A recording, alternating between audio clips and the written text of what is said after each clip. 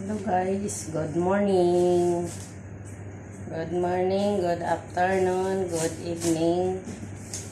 Welcome po sa ating YouTube channel, Tita Lourdes Vlog. Maggaya tayo ng saluyot. Saluyot na napakamahal. Yan ang binili natin ngayon. Lalo ang saging, napakamahal po ng saging. Ano na to? 4 na piraso. Kano na ito? Kalahating, ano kasi ito guys, dinar ang pera dito. Kuwait dinar. Nasa Kuwait tayo. Nus dinar, di magkano na yun? Ang 1 dinar ngayon is 195. Di nasa 18 na to guys, mahigit.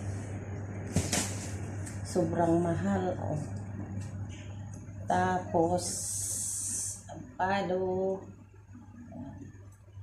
avocado at saka aywan ko anong tawag dito sa prutas na ito.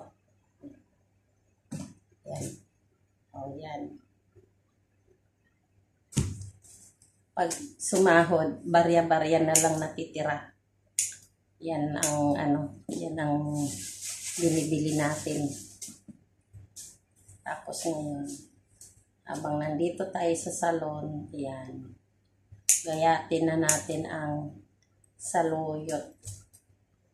Pagdating ng bahay, magluluto na lang tayo. Anong masarap dito? Saluyot. Pretong isda. Sama. Mayroon tayo doong sitaw, talong, sa konting okra yan. Hindi magandang dito. Hindi tulad sa atin na siya, yung malago. Yung sa Bisaya pa ba, lapyo o, tanawa o, nanay yelo. Lapyo, dire kay gahi ugnaw ba?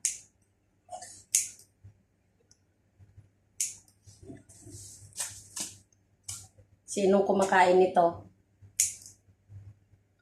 Mga Ilocano, alam ko, favorite nila to. Karamihan, pero hindi lahat. Mayroon dyan, hindi kumakain ng saluyot. Hindi kilala ang saluyot. Maganda ito, mayaman sa vitamins. Vitamin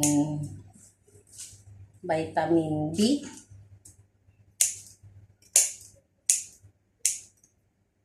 Ano mo, kunin natin kahit magulang na yung dahon. Lutuin na lang mabuti kasi sayang.